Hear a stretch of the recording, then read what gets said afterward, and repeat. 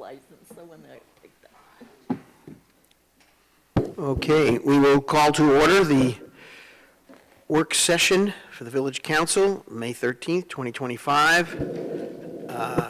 We are taking up 3 items under the topic of general business. A review of recommendations from the Fire Birdie process.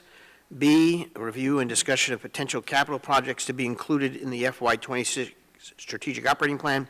And 3, discussion of SMPO Carbon Reduction Program project funding match. So, let us begin. Doug, do you have any? Yeah, so we have a presentation with the Fire Birdie team. And I will ask to limit the questions until we kind of go through the presentation. I think that'll help it go over easier and probably more understandably. Okay. And then we can ask all the questions you want after that.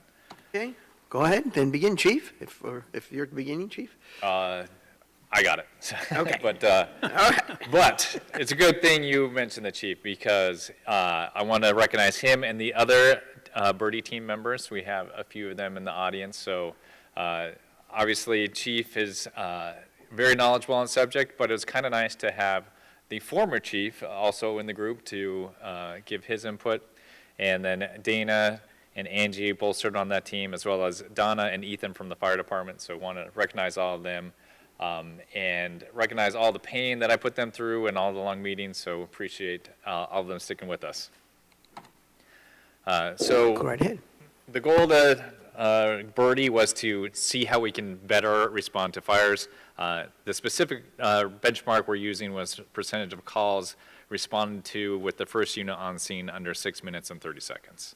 I will say, though, that there are other measures that are important, but this is the one that we specifically were looking to reduce.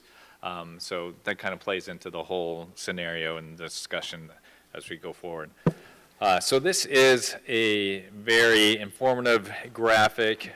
So we have a lot of things going on here. So the green bars here are the number of emergency incidents in each year. The yellow bar is the number of overlapping calls in that year. So again, an overlapping call is you get a second call while you're still responding to the first one.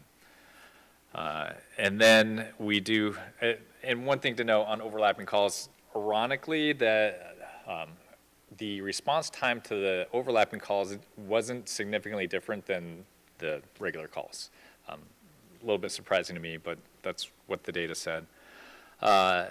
Up here, this top line in blue, this is our reaction time. So that is the time from when they get the call at the station to when they leave the station.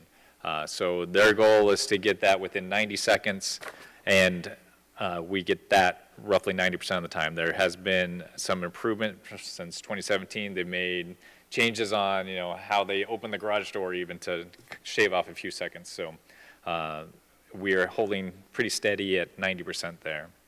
And then the brownish color, that is the response time for the first unit below 6.5 minutes. So, this fluctuates a little bit, and it's kind of been eroding a little bit over time. This chart's showing it to be around 68% over the last few years.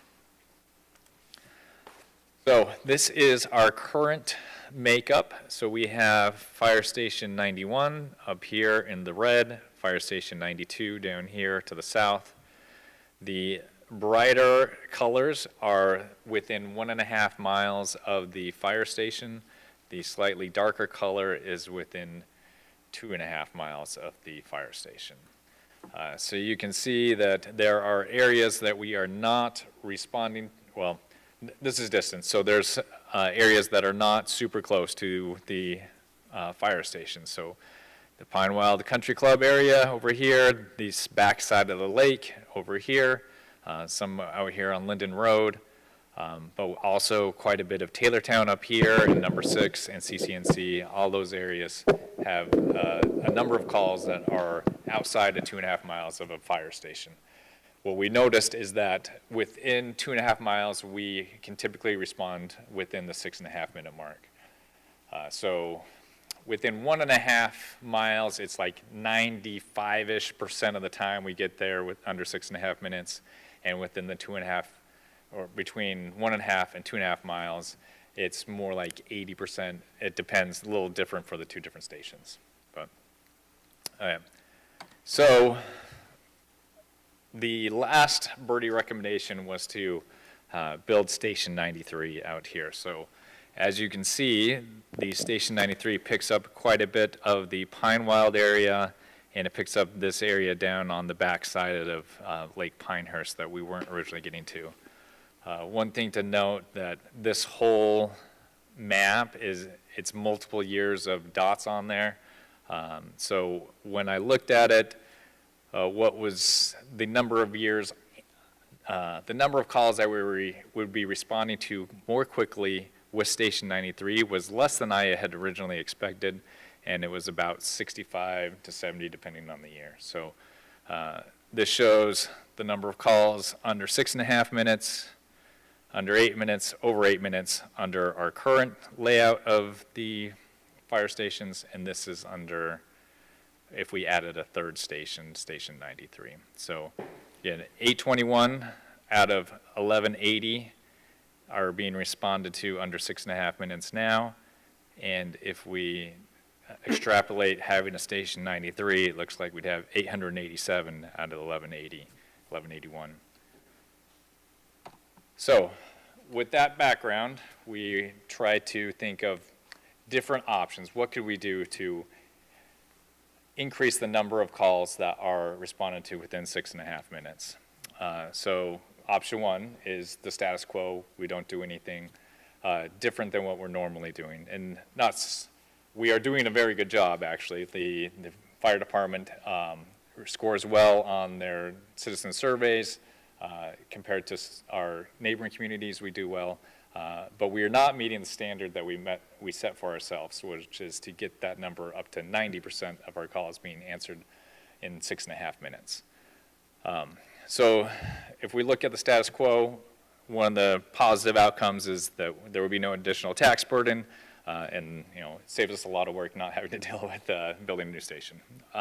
But we would continue to see that benchmark of 6.5 minutes erode over time, and the rising call volume and frequency of overlapping calls has the potential to continue to make that erode over time. We also have potential of losing our ISO class rating 2. So when we revalued that 3 years ago, we made it to class 2, but just barely into class 2, so it's possible that we will slide into class 3. That has the potential of raising fire insurance rates for members of the community overall. So that's option one. Option two is the full staffing and build out of Station 93 that has been talked about in the past. So this would be $7 to $9 million. There's some fluctuation depending on how big and how fancy we want to go with that building. So that would be the construction cost, and there would be $1.2 million in annual operational costs, roughly. So that would be hiring 12 full-time employees, so that there would be 4 on each of the 3 shifts at the fire station. So this would improve the number of calls that we respond to under 6.5 minutes from 70-ish% to about 76%. And like I said, it's about 65 calls that would change hands. So the one thing to know also that this does not address those calls in other areas. So up here, Taylortown, number 6, CCNC, it doesn't do anything for them. We still have the same problem, although it does address all these in the Pine Wall area, back of the lake, all out Linden Road.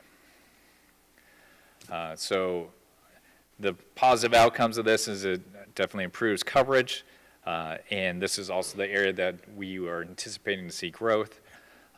Also, the Clarendon Gardens neighborhood does not have hydrants, so it's kind of convenient to have a fire station very close to that neighborhood.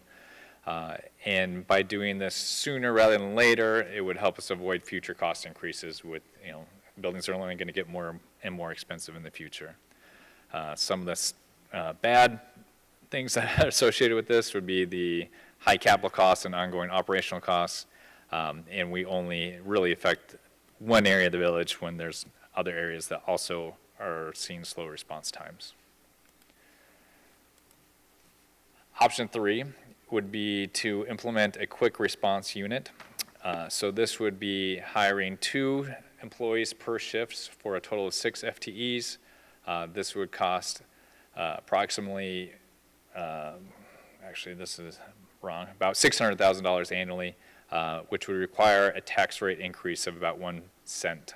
And that would be for the median household here in Pinehurst, about a $500,000 household, that would be about $50. This is also estimated to improve our performance to about 76% of calls being responded to under 6.5 minutes. You know, some of the positives of this is it's lower cost and improves response times. Some of the setbacks would be that it has limited capabilities for fire suppression. So if we're sending out a mini pumper, or maybe at first we're even using our brush truck, if it is a structural fire that has, you know, reached the attic, there's basically nothing they can do on site if that first unit. However, if it's a medical emergency, or if it's a small fire, say some pine straws on fire, or there's a small kitchen fire, that's something that obviously they'd be able to help and work on. I mentioned that this will help decrease response time to all calls, but those that are still on the far outliers of the city are still going to have slower response times, will probably not make it under the 6.5 minute mark that we're looking to do. There's also some risk associated with having only 2 firefighters arrive on scene. So firefighters are heroes. If there's a building on fire, they're going to go in and try to save somebody. If there's only 2 people on scene, they're more at risk until the rest of the group arrives. And that could be a minute later, potentially. So that's option 3. Option 4, you know, we were considering building the 1 station out on 93, and so we thought, hey, is it possible, could we build 2 satellite locations, smaller buildings, staff them with 6 people each, and potentially reach more people that we are able to respond to more quickly. So this would cost about $1.5 million annually for the 12 full-time employees that we'd have at each of the 2 different satellite locations. It would also cost about $9 million for a station in West Pinehurst and one in potentially the northern part of the village, maybe 15501 Village Acres or number 6 neighborhood. So the cost is actually quite similar to the option 2, which is to build the full fire station out on Linden Road. This does have the most beneficial response time improvement, so we would estimate that it would improve the number of calls under 6.5 minutes to about 82%. Again, this has limited firefighting abilities for that first unit on scene. They can help with small things, but not able to put out large structural fires. I think covers that fairly well. All right, so those. Can you expound exactly what a quick response unit entails? I mean, how many people? Yep. Is it during only the important shifts, or is it, you know, 24 hours a day, 7 days a week, 365 days a year? And what type of equipment would be necessary? And would they be fully trained? Can you just sort of explain that? Sure. So the quick response unit, we would be looking to purchase mini pumpers. So if you can imagine, I don't know if you have seen our brush truck. It's about the same size. It just has a little different capacity for the water tank on that. And so yes, 2 people per shift. So that would be all 3 shifts. So it would be covered 24 hours a day. We looked at, you know, should we do just a daytime shift? That has its advantages. You know, potentially you have to spend less, but it would also create a lot of administrative work as well, because everyone else is on standard 24-hour shifts, and we had a shift that was 12 hours. That could be difficult. Not saying that that's a reason to not do something, but it would be hard. But yeah, these firefighters would be fully trained firefighters and basic EMT that all the firefighters are. And we have bay capacity or capacity within each one of the stations for additional personnel? So these would be in 2 separate new buildings. Oh, the satellite ones, yes, Satellites, correct, yeah. okay. Right. Just option 3, 6 FTEs and a single additional vehicle or no additional vehicle? So right now, we'd use the brush truck that we currently have purchased. When that's up for replacement in our replacement schedule, we'd most likely buy a mini pupper that, very similar vehicle, but has slightly different capacities. From a cost perspective, option 3, as you laid it out, there is no additional vehicle, Yes. just For the just moment, yeah. personnel cost. Yep, yes. So, all that said, there's a lot to consider here. I took maybe the least creative approach and said, let's try the cheapest thing. Let's see if that works. If that does not work, then we always have the ability to increase our resources and potentially improve our outcomes later on. So that is my recommendation, that we establish the quick response units in the near future, run that for, say, 18 months, see if are we getting the response that we are expecting, see if the numbers are coming down as we had hoped. And then if not, we can always reassess. So the next step after that could be a satellite location to Station 93. That would allow us to either expand that further to a full station in the future, or we could even go from that point to add another satellite location in the north part of the village. When we receive either a 911 or another call, is there sufficient information normally so that we could determine whether a quick response and/or the full unit is necessary? So I think we would send out the quick response every single time, and I think, and Derek, you can chime in, I think we'd also send the full unit immediately. If they got there and the response was not needed from the full engine, they could always call it off at that point. But I don't think we would necessarily slow them down and not send them immediately. If I could maybe sharpen Jack's question, because I had the same one.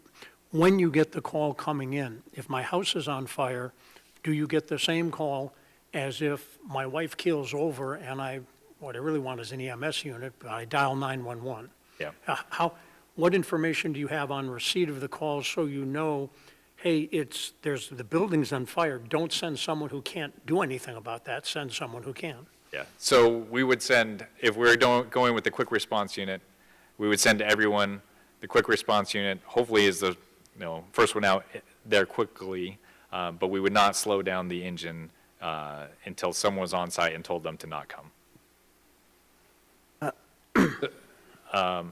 And there's a lot of vehicle accident calls too, more and more all the time apparently. And do we have enough information on those to know whether we can respond appropriately? I mean, there's an accident in the corner of X, Y, and Z, do we know enough at that point?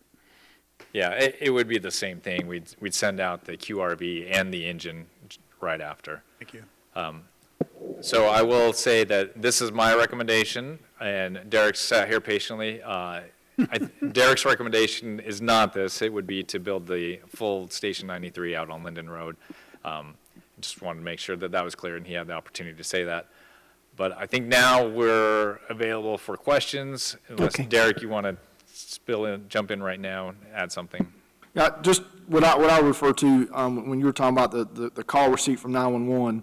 So when you call 911, they have a standard set of what they call an interrogation. So basically what it is based off the caller, once they start, they got a standard protocol that they use to start narrowing down the type of call. And so as you go through that, and a lot of times that's what a lot of people are frustrated about when they call 911. Well, they ask you a bunch of questions. The reason why they're doing that, they're trying to narrow down the call so they can give us as much information as we can. We respond, and there's a lot of times like, why did all the fire trucks show up? The reason why all the fire trucks show up is because we're going to respond as the worst case. And so to Doug's point, when we respond, we're going to go based off of what they dispatch it as.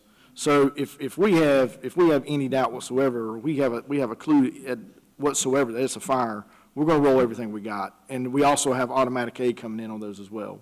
Same thing on vehicle accidents, same thing on EMS calls, et cetera, et cetera. First of all, thank you for the thoroughness of this. This is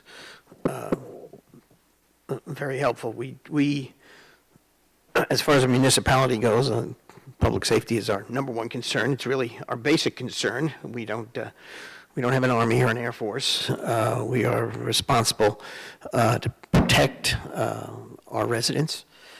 And we've, I think, I know the fire department's done a good job, because I was going back looking at the ETC responses of who gets the highest rating and everything, and it's always the fire service. And the satisfaction rate is like 99%. Sometimes it went to 100, so I don't know what happened that one year. But the runner-up surprised me. It was the Village of Pinehurst front office staff. So congratulations to them. That jumped out at me when reviewing these documents. I've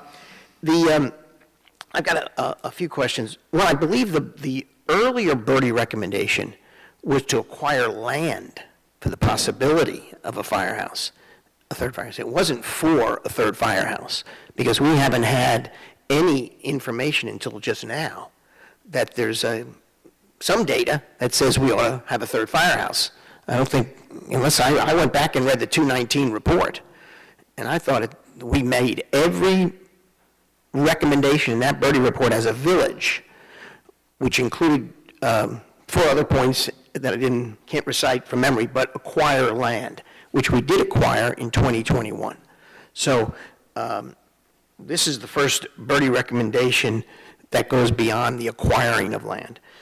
I'm curious in some of the numbers. I saw the number 1181 as the amount of calls responded to. Was that the number? Grand total? Yeah, in a typical... What's the difference? I keep seeing the calls for service charts that say 2,200 or 2,100. What's the difference there? So when you look at when you look at that 1181, that's emergency calls, okay? So what happens is, a lot of times when we get dispatched, what you're seeing is the report based off of when we come back, right? So in other words, when you see that report, and it's a non-emergency call versus an emergency call, they're all emergency calls till we get there, but when we come back and we put the information into the system, That's the difference. that's where the delineation is. But initially, unless we get the dispatch information, we know it's a service call. If we know it's a service call, it's a routine call. But depending on how it's dispatched, but that 1182, like Doug has said, that's the emergency calls where Emergency after we only. get All the others are Yes, sir. non-emergency. Okay, that explains the math to me. I couldn't. This 6 minutes and 30 seconds standard, which we've never met. I went back to 2019. We've never met it. In the same breath, we've got these incredible opinions from our residents of what a good job we do, and we've increased our rating from 4 to 2 while we weren't making those standards, and we won a whole bunch of awards. I mean, I stopped counting them after a while, because we kept getting recognition and accreditation. We were in the top 200 fire departments in the world. We were one of the ones that got recognized. So that's all been going on while we've been operating as we have been operating. And at no time in any of our previous reports did we ever cite that number of 68 or 70% as a problem. I look back, I couldn't find those numbers are there. I will admit, I never asked a question about them, because the answer is, yes, we're doing great. Yeah. And I had no reason to think differently, and I don't think differently. I do think we're doing a great job. Sorry, I don't want to interrupt, but, and Derek can answer that more about why the 6.5 minute standard. It's an NFPA standard, and really it's not the premium standard, it's not the platinum, it's more the gold standard. Like, this is a reasonable standard that communities have. And I was That's impressed. only half the standard. It's 6.5 minutes, 90% of the time. Right. Yes. So when you look at the industry standard, so NFPA 1710 sets it out at 583 seconds. They do everything in seconds. So at 6 minutes and 30, to Doug's point, that's where we set it based off of what we're at right now, what we felt we could plausibly meet. In our accreditation, we have what's called a standard to cover, and then we have what we call a fire and emergency services self-assessment. When you look at those self-assessments, that's where you're going to find the times. And so each year, we're required to do what's called an annual compliance report. And one thing that's important to note on that annual compliance report, and it's noted in the annual compliance report, that the times are increasing. And it was noted that the times are increasing. It doesn't matter who you go to, whether it's ISO, whether it's accreditation, whatever you do. What we do locally and how we do that locally, the key to it is they want to see that you've got a standard and you're striving to meet the standard. Gotcha. And so the problem is what you saw in the recommendations about the response times eroding, we're going in the wrong direction, and we've been going in the wrong direction on those because we're continuing to fall back. And those times are not going to get better. The times are going to continue to increase, and we all know the reasons why. We know about the traffic, we know about the density, we know about the curvilinear streets. We see it, you can look at it on the map. So when you look at that, and something that's important to remember, so to your point, Mayor, you were talking about what the history is. So in 2012, when you look at our ISO rating, ISO grades you on 3 specific areas. It grades you on communications, which is your 911 system. We max that out. They grade you on water, which is 40 points. Okay, we didn't max out. We're pretty close on that. But the one that we have the most control over is fire department, which is 50% of that grade. So in 2012, we scored 29.08, okay? In 2022, we scored 36.49, okay? So out of the 10 points for that deployment item, we only scored 50%, okay? So when we only scored that 50%, what that tells you is we don't have a lot of room to lose, okay? So what happened unique to us in 2022 when we got rated is the state used us for a pilot. Up to that point in time in history, the way ISO done response metrics and station need is off of 1.5 miles for an engine company and 2.5 miles for a ladder company, okay? And it was pretty daggone accurate. They've done that for many, many years. In 2022, when we got rated, they switched to what they call a distributive analysis, which is what we done. And we actually scored better on the distributive analysis, but the rating inspector that came and done the assessment said that we had picked all the low-hanging fruit off the tree. And his statement was we got 83.05 points, and there's 5 bonus points that we got, a majority of the bonus points that they would give you in the system. So we scored, it's a 10-point scale, so 80 to 89, okay, is a 2. We were at 83.05, okay? So the problem is the more streets they add, and on that distributive analysis, and our times are going up, the chances are we're going to lose that credit under deployment, okay? When do they next survey this? So it's once every 5 years, so we're looking at about this time next year, we'll be getting our notice, and they're going to say that they're 6 months, probably 6 to 8 months out. One of the things I found interesting is that, well, we're at the number of around 70%. Southern Pines is at 50%. I mean, that just shocked me. So I didn't know, I don't know where our neighbors are, but in Moore County, are there fire departments that are above us? So Southern Pines, Aberdeen, and Pinehurst are 2. Now, we were the first 2, right? So, and, that is, we were the first. But when you look at the averages, when you look at the major fire surface entities in the nation, they don't use average response times. Now, it's a local decision if you use averages. If that's what works for you, then that's what you use. Does the state have a standard? No. So the state uses the 90th percentile. The School of Government uses the 90th percentile. NFPA uses the 90th percentile. And the accreditation model uses the 90th percentile. And so when you look at it, and this is the reasoning, the 90th percentile values are commonly used in a variety of fields, including education, healthcare, and business. In business, companies may set performance goals based on the 90th percentile of employee performance. Understanding these measures can help organizations make informed decisions to track progress over time. That's why the 90th percentile is important, because when you look at an average, okay, an average is what?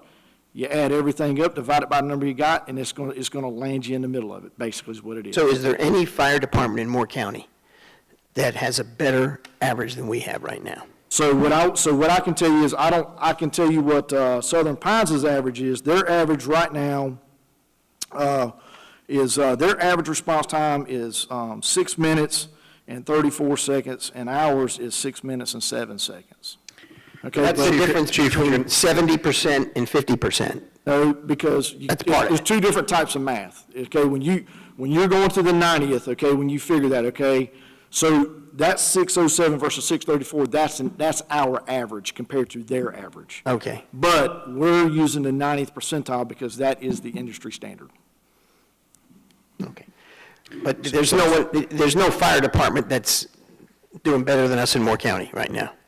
That's fine. Yeah, that's right. Okay, I can't hold you to it. I'm searching the data and can't find Yes, it. sir. Go ahead, Dr. Can I Martin. dive into your exact topic you're bringing up here? What's I that? want to dive into this exact topic as to Yeah. why is it the standard, okay? Because we're not meeting the standard. And the next question is anyone meeting the standard? The average time and the amount of time that we get there before 6 minutes and 30 seconds, that percentage, those are two different statistics, Yes. okay? We didn't say what's the average time. What we stated is, 90% of the time, are you getting there 106 minutes and 30 seconds? Right now, we're not doing that. That's right. And so the question that the mayor asked, which I want to hear the answer to, and it's if the answer is, I don't know, that's fine. It's yes, no, I don't know, which is anyone in Moore County meeting the 6 minutes and 30 seconds 90% of the time? We're the only ones that have the 6:30. Okay, we're We on said that. 6:30. Okay. We are the only ones that have the 6:30. Okay, status. so now we come back to the Our next, standard. next question is, that's our standard. Yes, sir. And we have adopted this standard because you're saying that is the industry standard. The 90th percentile is the industry standard. The time is what we set. So Okay. we set the time. The 90th percentile is the industry standard. Okay, well, to win a gold medal in the mile, I have to run certainly faster than 4 minutes now. That's not a reasonable goal for Jeff Morgan, okay? Right. So is the question, is this a reasonable goal for us in measuring the effectiveness of our fire department? The 6:30 is reasonable, yes. Okay? It's a, go ahead, Doug. Well, go ahead. Measuring us, the percentile under 6.5 minutes is a good measure. Are we going to get to 90%? I don't think there's a way we can do that without building 3 fire stations. I understand, which goes back to, is it reasonable? So let me rewind this whole thing for a conversation I had before. You use a balanced scorecard with different KPIs on it, key performance indicators. And the intent of that is to trigger saying, oh my gosh, we have a problem. And as you identify the problem, it's like, okay, let's dive into this and see how we fix is there really a problem and what needs to be fixed. Being at the scene 6 minutes and 30 seconds, within 6 minutes and 30 seconds, 90% of the time, while it sounds great on paper, it doesn't give me a whole lot of translation of saving lives, saving limbs, saving eyesight, saving property that's burning, because that's the real goal. Sure. Okay? And so we talk about this, and we also talked about averages here, and this is a danger thing. You talk about 90%. And I use this all the time in medicine because we're trying to be a high reliability organization, which is exactly what aviation does, which means you're safely and effectively performing tasks that are oftentimes complex without having catastrophic or very serious accidents. That's the purpose of a high reliability organization. So it's hard to do that. But we're able to do that with both medicine, aviation, and firefighters doing the same kind of thing. So I'll give you the statistic on here. If I shoot a basketball on a basketball court, and I make it 90% of the time, I will play in the NBA. If I'm an airline pilot and I land an aircraft safely 90% of the time, I will not be an airline pilot very long. That's right. Okay? So statistically, we have to look at this as what we're measuring. I'm not as concerned about the average time coming in. We've got an indicator that says, hey, we've got a problem. Now we're looking at it real deeply. I'm coming back to life, limb, eyesight, property, that kind of stuff that we're trying to save and protect that's on there. And so to what degree do we need to go and improve this? I think your statement before that is incredibly valuable for us is our statistics are going the wrong direction. We have growth. Okay, does it require a full build out? Well, I'm not convinced that I'm just reading the birdie on here, but I hear what you're saying there, Chief. But I wanted to make sure we understood what the standard was on there, and is it reasonable for us to make it a 90% when no one else is actually meeting that for 6 minutes and 30 seconds?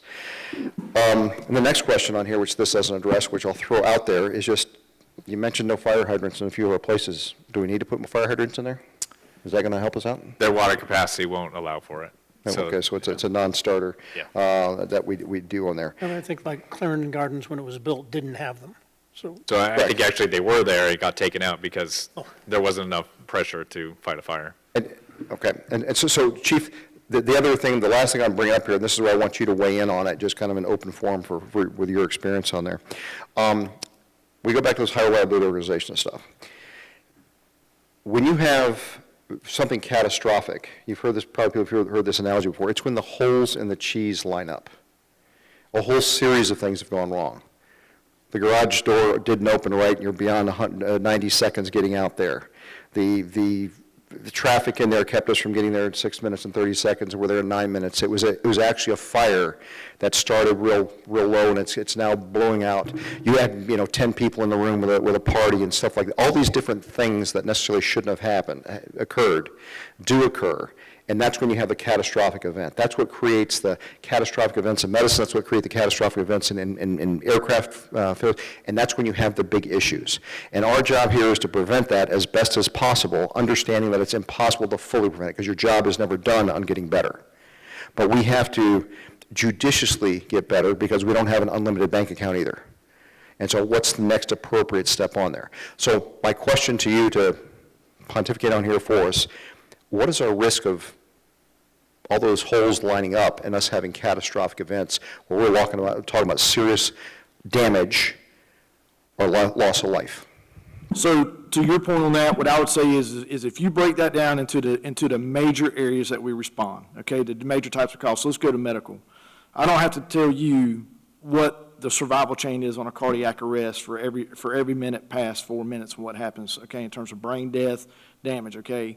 So when you look at cardiac arrest and those types of calls, which is a majority of our calls, so cardiac arrest, stroke, those different types of medical emergencies right there, the faster we get there, we know medically, we know that the data and the science is there to say early defibrillation, rapid onset CPR, and getting that person to an advanced level of care is their best bet. So just last week we had that happen, okay? We got a successful defibrillation, and the young lady, less than 20 years old, right now it looks like she's going to make it. And that's because of that survival chain, exactly what you're talking about, and that time was met. When you look at trauma, well, I'm sure y'all have all heard of the golden hour, okay? Every minute that we eat into that golden hour, and one thing that's very critical to remember here in our county is this.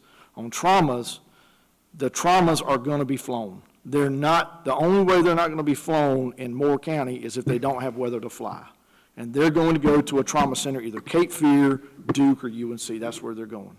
So the more we eat into that golden hour by not getting there as fast as we can, that's that piece of that survival chain there.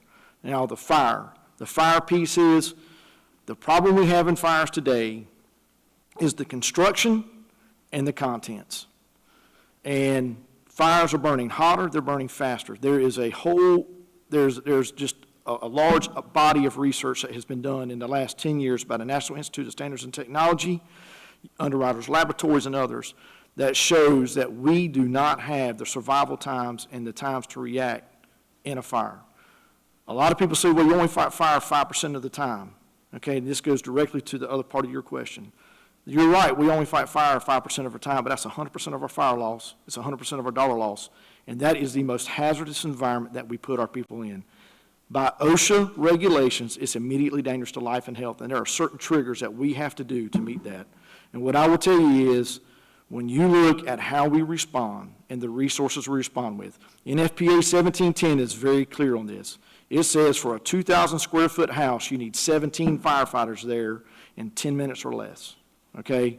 We're over that, okay? And the reason why we're over that is because what it takes us to muster that with our automatic aid companies coming in and what it takes us to move through and get into the house to get 17. Remember, we got 10 people on shift if it's the best day we got.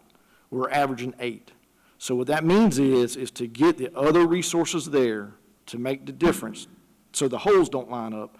We're dependent on our automatic aid from Aberdeen, Southern Pines, West End, and other departments around us. We just can't do it. And in that, we call that effective response force. That's what Doug was alluding to, that there's a lot of other elements to this. Our effective response force times are not there. The only way to get the people there in that time frame that's so critical on a fire is if it's coming from inside of Pinehurst. And it's not that Aberdeen's not getting on the road fast or Southern Pines. They're all getting on the road. It's the road network and it's the call volumes. That's what's hindering us. I appreciate the information. That's very helpful. You did reference the golden hour, and just for edification on there, that's medical on there, where if you have a trauma, you want to get people into the emergency room within a golden hour. And to give more information, because I had to deal with this on response times in the military, look at it for battlefields, which we had incredibly large areas. The statistics on there show that the faster you get there, the better. It's not just about an hour. So if you have a heart attack in the emergency room, waiting room, that's your best shot, okay? Because they got you right in there, and they're going to be able to take care of you. Versus if they have to go get you, and they get you at 59 minutes, the person who got in there in 3 minutes is a heck of a lot better off than the person who got 59 minutes. And then what they found is that they would get worse. But we had to pick a number in medicine, and it's easy to remember an hour. And we ended up using that in the military also because that was effective in our helicopters, specifically when we were in Iraq. And it came kind of as standard because that's what the military was doing in aviation and things like that, getting there. But we also identified that if you had an hour and 30 minutes versus an hour and 50 minutes or 2 hours and 45 minutes, the hour and 30 minutes did a whole lot better than the one with 2 hours and 30 minutes. So it makes sense? But we just kind of selected that. And that's why I asked the questions about the standard, 6 minutes and 30 seconds for 90% of the calls, and what's the difference going to be? Because we have to make a decision right now financially, saying, okay, that's the standard. We're not really meeting it now. We want to go the other direction. How much money are we going to lay into it? Because we are not flush with as many millions of dollars as we want to be, okay? And I do recognize, and I totally agree with what the mayor said before, tier 1 responsibility, fire, or the fire department, fire rescue, and police department, safety. And that is your Army, and it's not your Air Force, nor is it your Navy. I know, that's standard. It's the Army. I'll grant you that. Can I add one more important element of that?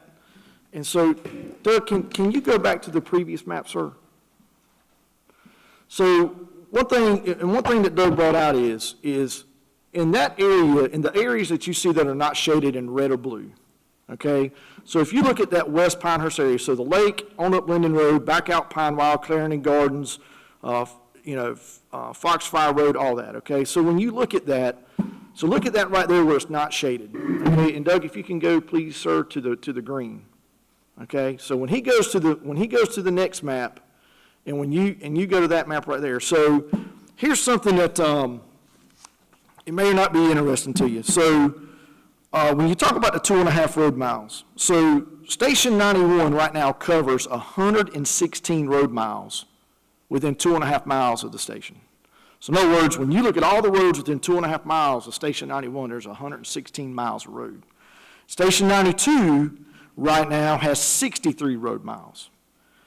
The day we open Station 93, and this is one of the areas that concerns me the most, is it picks up 60 road miles that's not within 2.5 miles of a fire station. And that's the road network that is there right now today. That doesn't include what's coming. That doesn't include the development that everybody's talking about out there, okay? That'll get you 60 road miles will get you almost to Raleigh. That's how many road miles we're not covering within 2.5 miles. And that area has been in the village for a very long time. And it's not covered. And that is part of what the equation looks like in terms of time. 2.5 miles is the magic button for us.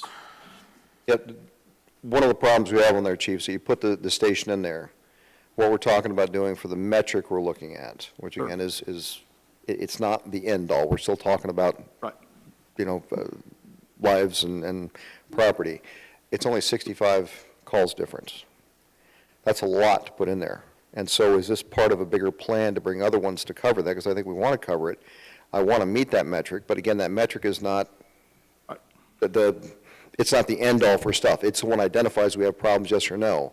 And is it justified in that versus a staged plan, which is what has been recommended, but I realize that not what you want, but I expect you to want that because you're the fire chief, Right. okay? I'd be disappointed if you didn't want it. Right. But we have to look at that and kind of make a judgment. Is the juice worth the squeeze? Okay. I was saving that for later. I was saving that for later. All right. Go ahead. And so we have to ask ourselves for that, and I got to tell you right now, I'm more inclined to have a phased plan going in there, but I fully appreciate everything you're saying, and I'll also throw it out there that I'm worried about those holes in the cheese lining up as we're talking about here, and I don't want to see another synthetic turf ball field while we're having these kind of issues on the fire things, okay? That's Where are we going to spend our money? a good observation. That's all I got, thanks. Okay, Mr. Taylor. So, a couple of things, and I'd like to take a little bit of a step back partially from this. When I came and visited with you 6-8 weeks ago, I think you said, we have difficulty today staffing full shifts without asking somebody to work overtime. Yes, sir. And so a question that I had written down, and I actually apologize, I meant to follow up with you and ask about this. If we were to hire some number of people, I don't know what that number is, it's more than one and less than 100, who could represent a swing shift, so that no one had to work overtime, but we had some excess capacity, so that at least at a minimum, all of our existing shifts were fully staffed, without asking someone to work overtime. That is something that I think, just from a general expense standpoint, we ought to be thinking about, Yeah. apart from any of these specific recommendations, because right now, it seems like we're operating almost on a shoestring. Well, to address that, so, and feel free to jump in, Derek, too, but a few years ago, they tried to hire, we recognized this issue, and so we said, well, maybe we can hire part-time people, to be available to fill in these shifts when no one is available. We were not able to find enough part-time people to be able to come into those shifts when they needed filling to make it worthwhile. I would think they would have to be full-time. I just conceptually, I don't like the idea of part-time. I mean, certainly you can hire more people every shift, just in case one of them needs to leave. But it's not a large number. It's less than 12 that was part of the, Station 93. John, So- I don't think there's a question about hiring more staff. I mean, we've always respected a request for additional staff. I went back and looked, and there wasn't a time, either the fire or police, they said, we need more folks, and we'd say, oh, no. The challenge is, I think last time you were here, we were almost at the top. We had one vacant one that you were about to get, and you were very happy. I don't know whatever happened about it all. But the challenge, and it's not just our challenge, it's a challenge that's every other police or public safety operation in town, in the area, and elsewhere in the country faces, simply because of some of the changing things going out there in the country, as well as the challenges of the job. So, go ahead. I wanted to raise that as, before we get to recommendations 1 through 4, as something that I think we should look into. I don't know how you would schedule those people, and sometimes you might not need them. Everybody's there, and you don't, and so that's just a cost an insurance cost effectively that we are willing to bear to be sure that we're always fully staffed. With respect to these things, I think you said the 6:30 is our number, the 90% is a national standard. Yes, sir. So if we made 6:30 7 minutes, obviously our success rate would go higher. That doesn't achieve the points that Jeff was talking about, which is, or that you were talking about, when someone has a heart attack call, a stroke call. the first meeting that I went to as a councilman, 3 days in, I think, Jeff, you raised that issue of the improved medical output per minute and I'm very sensitive to that. The numbers don't bear out, in my mind, a $10 million capital cost plus 12 FTEs. So to me, option 2 at the moment is not viable. I like the idea of the quick response unit in part because it is relatively low cost, it gives us more resource, and it might move the numbers in the different direction. I agree with Jeff that what the canary in the coal mine is, if we read those numbers that you had in one of the first slides as basically flat, around 70%, then we could pat ourselves on the back and go on. But if they're deteriorating, you need to address that in advance. And I think the quick response unit concept, and we may not have it exactly right here, but that concept gets us the most in that direction. 2 satellite locations at the same cost as one, I don't know, I think that would require further study. Not to suggest that the Birdie process wasn't complete, but for me, I think I'd want to think about that. Aside from the money part, the quick response recommendation allows us to get more data. I mean, I find that every time we go into this, I learn something new that I didn't know before. What was the, I did not know that we were the only fire department in Olamore County that had this standard. I mean, there's nothing wrong with the standard. Obviously, it's a top bar standard, but nobody else is doing that. I didn't know that there was a distinction between us and Southern Pines, and there's probably a distinction with us and others, and we're probably on the top of the heap in that. But given where we are, it is truly remarkable of the amount of awards. I read something the other day, 1,600, it must be more than that now, work hours without Days without a service. That, I got that from you. that street got interrupted, unfortunately, but Okay. everybody's okay, but the street got interrupted, so. Well, you know, even Lou Gehrig eventually got beat, but All right, so- 1,600 was pretty Right. darn good. Just real quick, the quick response unit, their quick response vehicle, if we are not fully staffed for a shift, that would be the first one that would not be filled. So say we're supposed to have 11, 12 people on staff that day. If one's not on, Right. then that will be the unit that's not taken on, and the engines, Right. so all the engines can still be. So it goes back to a staffing issue. Doug, You got to get staff. as I look at your cons, limited capability for fire suppression, fire is not our biggest issue. So I can live with that. It'd be nice if we didn't have to, but I can live with that as part of the trade-off of versus expense. Staffing, I think we were kind of hearing that we need more staffing for a lot of reasons, and this might be one of them. So those would be my issues as we think through. I'm sure an insurance company can put a dollar value on death. They do it all the time, but I don't know how to do that.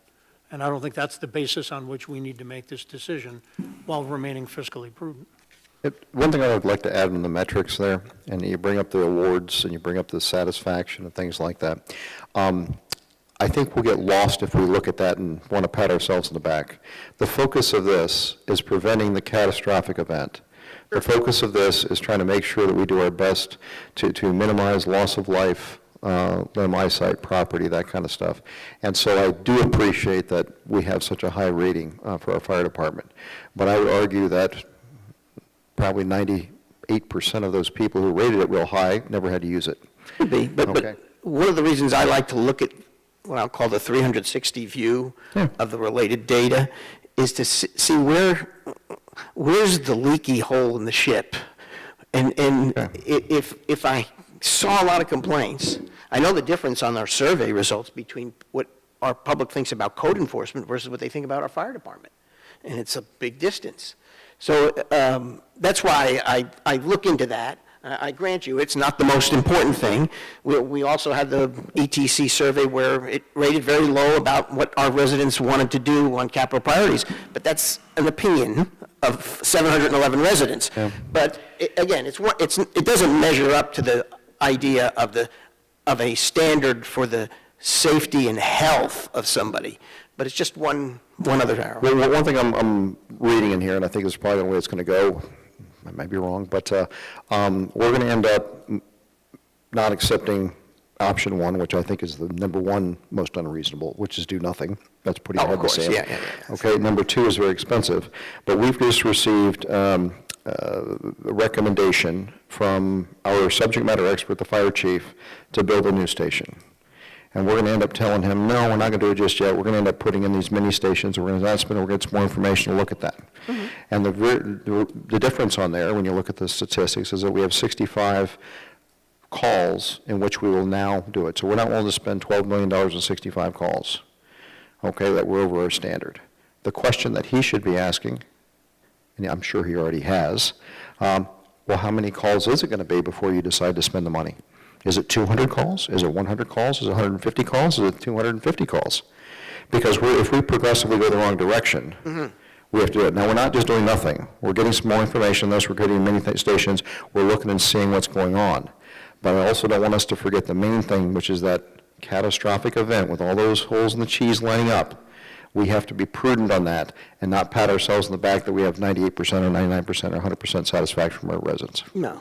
So to your point, that's one thing that we really hit on in the Birdie was, where's the circuit breaker? That's what I call that, as a circuit breaker. At what point, and I will say, the quick response vehicle, and we've talked about this a lot, we understand the physical load that option two is. And we get it. And it's not an easy decision. But at the end of the day, what is the circuit breaker? For example, this station's been talked about for over 20 years. The ladder company's been talked about for over 20 years, okay? They're both very expensive items, and we understand that. And what I will tell you is I want the data just like you do. We want to make solid decisions based off of solid data. And we feel that, we will do that in 18 months. Matter of fact, we've already started looking at some different things to actually narrow down the focus, because we realized that the way that we were pulling some data, the way we were having to pull it, we've actually streamlined that even more. We've got to where to go into GIS better. And Doug and I and the whole Birdie team have looked at it.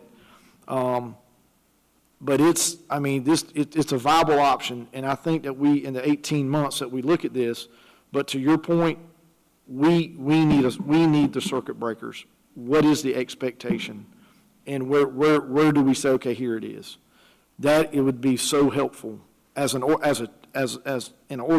That would be very helpful to know what is the expectation, and that's what we need.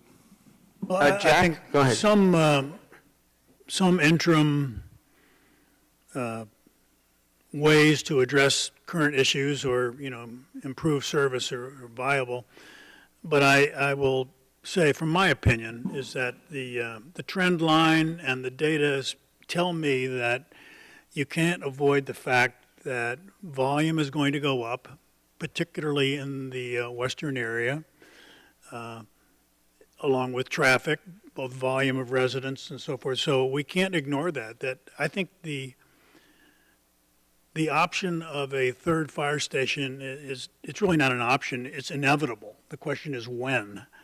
And do we start planning now aggressively for that eventuality, or do we sort of keep pushing the can down the road? I think we should start being a little more aggressive with a plan that we will have a fire station there at some point in the future. I don't know whether it's going to be 2 years, 3 years, 5 years, or something like that, but at a minimum, we should start planning for it more aggressively now, in my opinion. In other words, at least fund the design and characteristics at a minimum, while we do a quick response unit maybe. And maybe the first step is to have a station there that houses a quick response unit, for example.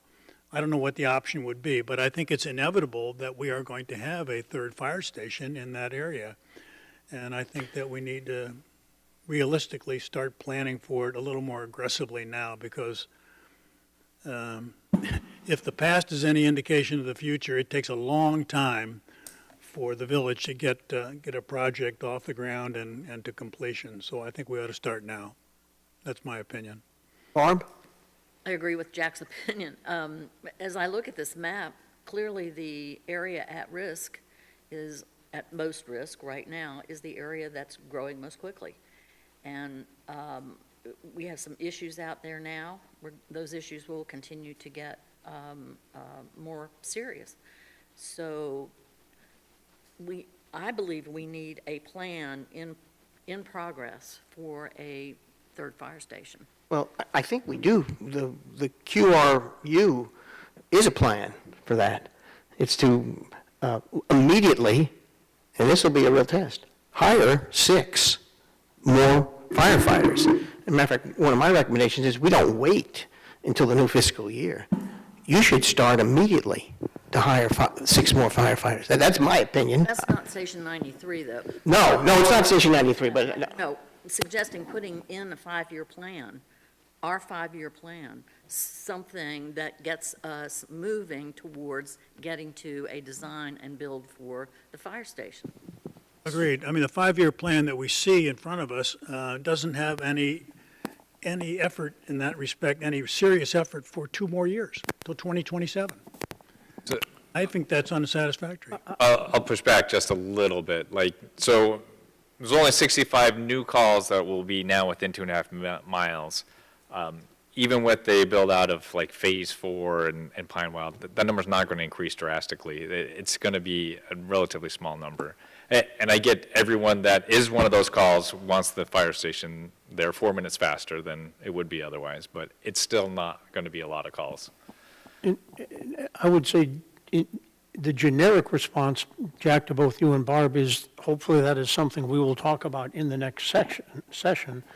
In my mind, there is a question about, and I've used this as an analogy, do we need a building with a big red truck in it or a building with an ambulance in it?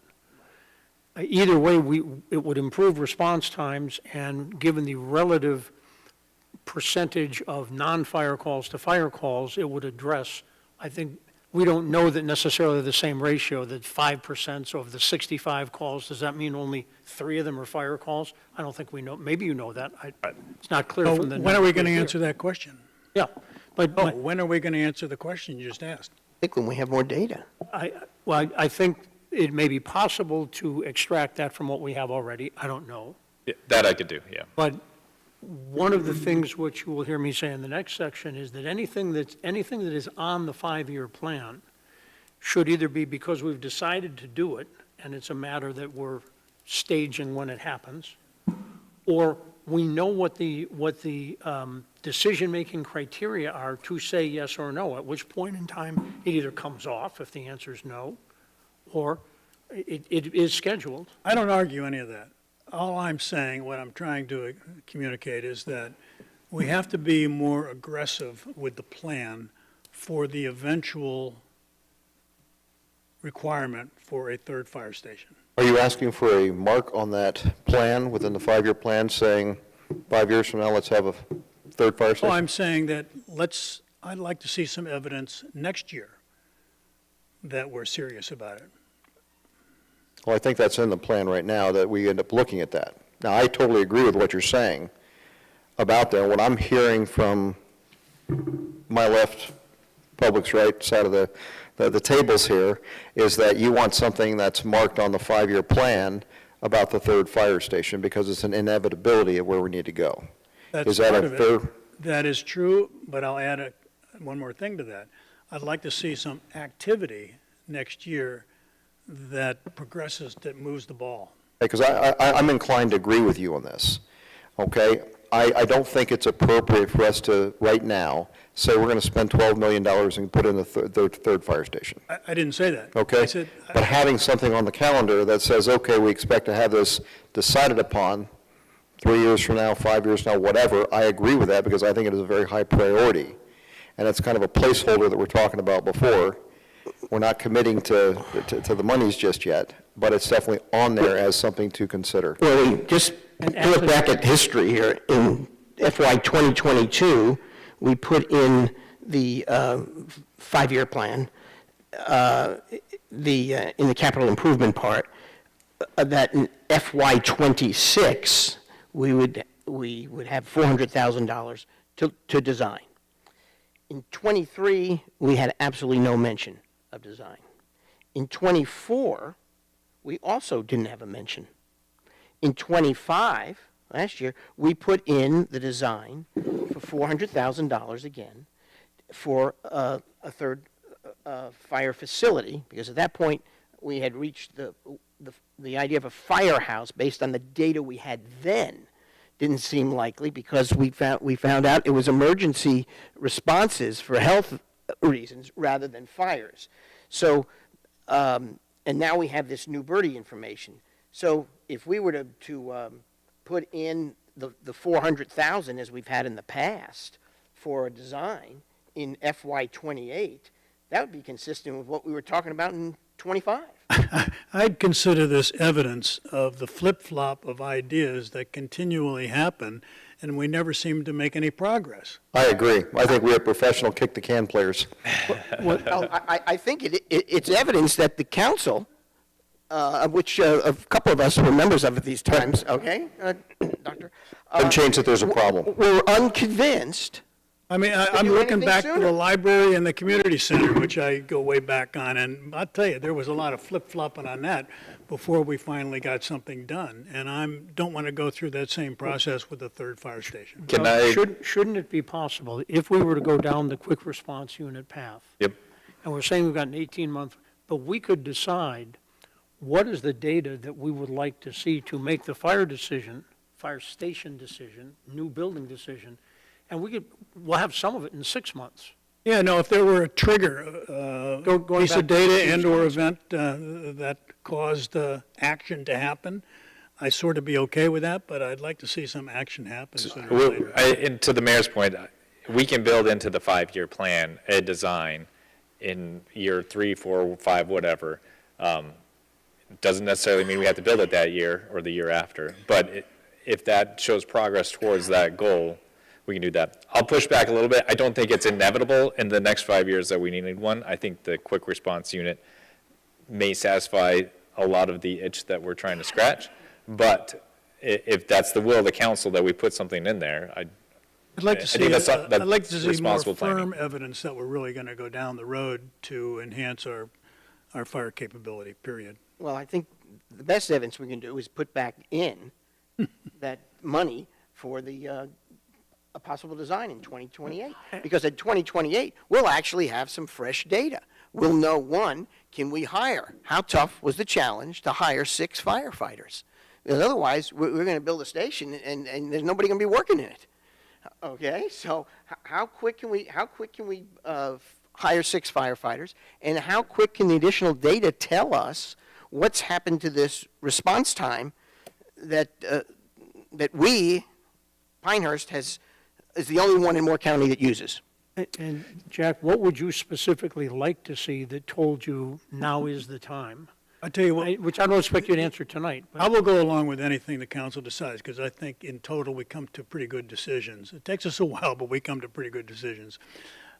My ideal scenario is that money gets put in next year's budget for a tentative design of a third fire facility.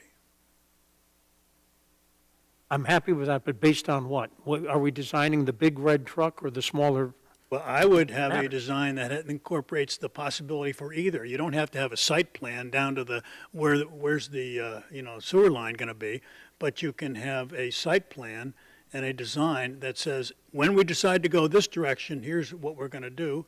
When we make a decision differently from that, maybe larger, here's the thing we're going to build. Now, that sounds like nothing, but actually it's evidence that we're actually serious about it. And so I'd like some evidence that we're actually serious about it. I think the evidence will be putting in the money that we've talked about in the past, not all of us, twice in our past 5 years, for the $400,000 for the design. And then I want to see, In 2027? last time we put it in for 28. That's what we put in last time. But whatever you guys want to decide, but I think that, I personally think that it's going to happen sooner or later, and I'd like us to move the ball, is what it comes Well, to. I think the quick response unit helps move the ball. The hiring of 6 additional firefighters without waiting for us to do anything more moves the ball. That definitely would move the ball. So, Can I propose that, so fiscal year '26 is set, in fiscal year '27, either we have the SAFER grant to pay for them, or we fund the 6 full-time firefighters within the budget. yeah, I don't think we should rely on SAFER grant. We should assume we're going to pay for these. I think we should, yes, assume the worst case, but I think it's worth applying for. I mean, it's $600,000 that, Absolutely. I do agree 100% with Mr. Taylor that, in fact, we need a description of the data that will trigger the event. yeah, so, I mean, And this is, And I'd love to have input, Chief, from you, if you have thoughts on that. So if you look at the trigger points, and I think at the end of the day, you know, is it once we reach, is it, an example of a trigger point is not responding to, we get to less, at 55% of the calls, 90th, or at that 90th percentile at 55%, once we hit that, or 60%, okay? The problem is there's a lot of there's second and third order effects that are going to hit this, all right? And those second and third order effects and it's all going to play into it. I think you got to look at the response times in that area. I think you got to look at the overlapping calls, because the 5 corridor, everybody knows you just got to ride down the 5 corridor and see what's going on in Aberdeen. And here's the deal. It might not be Pinehurst, but Aberdeen and Southern Pines impacts us, because guess what? It's a reciprocal relationship. We're running with them, and they're running with us. So Aberdeen is going to develop that 5 corridor, and that's going to be more call volume, and it's going to put more pressure on that south side with 92. So having that level at the six, you know, when we're not at the 60th percentile, or we're approaching 65, whatever the number is, you know, we can get the data to figure it out. At the end of the day, it's a geography problem, okay? Yes, the quick response vehicle will maneuver better, it will accelerate faster, et cetera. It will do all of that. We've already got traffic preemption in place to help us with the stoplights, but at some point in time, it can't go but so fast. But that data, to Doug's point and to everybody's point, we can collect that data, and we've actually changed the way we're collecting that data to where we could do exactly what you're talking about. Right now, we're tracking, starting July 1, we changed the way we're tracking how many times 91 covers 92, how many times 92 covers 91, and then we've actually got phantom stations in place for 93 and 94, so we can tell you every time we're running into 93. We're tracking that. We changed the way we've done that based off of what we were finding in the data and the difficult and crunching the data. So what I would like to do is if Doug's okay, is go back to the Birdie and say, okay, what is that percentile? And bring that back, because I think that needs to be a discussion. yeah, agreed. I mean, this is just me speaking off the top of my head, but if we drop down to 55% of our calls are, only 55% of our calls are being responded to under 6.5 minutes, I think that is a trigger point. We're still slightly better than a neighboring community at that point, but that's a significant drop. Or if we got to 200 calls, that a Station 93 would actually be a quicker response to, rather than like the 65 that we're looking at right now. So can we agree that we're going to put the $400,000 back in, excuse me, in FY '28, because at that time we'll have complete data from the quick response units. And in the meantime, excuse me, we want you to begin hiring 6 firefighters for the quick response unit. It's basically taking on the proposed plan that was given to us. Absolutely. Enacting that, and then keeping it on the docket. That's what you're saying. Yeah. So, yeah. Well, I'm glad you agree with that, but I would just be clear that fiscal year '26, we will apply for the SAFER grant, and we will try to get that. And if not, then in the fiscal year '27, we're building in a penny increase into the tax rate to fund the 6 firefighters. Well, we may need that, but we don't know. Earliest you would have a quick response unit would be 27 timeframe. I would think the earliest might be July 1. Excuse me, January 1 of next year. We'll have 6 months to hire firefighters, right? You would just need to fund that. And I feel very comfortable with the 26 budget as is. Okay. And I don't think it makes sense to hire someone when we have the potential to have the federal government pay for those salaries for 3 years. Go down that road first. I agree with that 100%. Yeah. We're waiting to 27. Is there a quick, I don't want to delay what's already a long night. Is there a quick way to know how long it takes to get a yes or a no on the Saver application? We don't, Yeah, the application's probably in the fall. we don't, it all depends on if the program survives. The program was funded congressionally, but there's a lot of stuff going on that's under FEMA. The U.S. Fire Administration's under FEMA. Right now, they're saying they think it's safe, but if you call up there and try to talk to somebody, they don't answer the But phone. that goes back to what the mayor said. We should assume that we're paying for it. I think in the next year's budget, if we don't have it in the budget, if we don't have a grant award, yes, we should assume we're funding it. And if we have to go So the- with so the fund good- balance allocation, we go and get that money.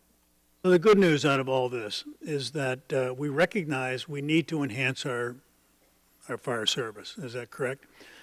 And we've explored different ways, and you're suggesting that the quick response unit, planning for a quick response unit, and seeing how quickly we can hire and/or equip for it is the appropriate way to go. Is that correct? That's correct. And Now, I does think- anyone buy into my theory that we should not lose track of, we have to keep in mind that we're likely to need a third fire station? Is that, I think we could build that into the 5-year plan and design for that. And that design could be a initial smaller, that could be expanded. well, yeah, we don't know at this point in time. It depends on some data that we But have yet to receive, so, okay. I mean, I would put that probably in fiscal year '29, just because it gives us 2 years to hire the firefighters and analyze some of the data. And I support what Jack's saying. I think Barb does also, of putting that in the 5-year plan. Okay? But I do support right now, but taking your recommendations. One other thing I'd like to comment on here, Chief, kudos to you and your staff.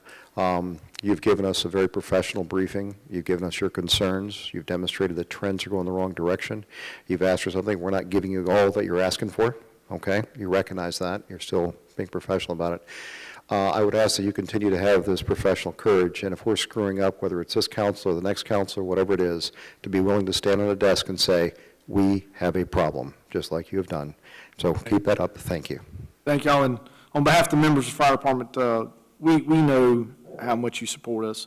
No matter where we're at, every time we see one of you out, you always come up, and you always, and believe me, they feel it, and they know it, and they know that you got our back.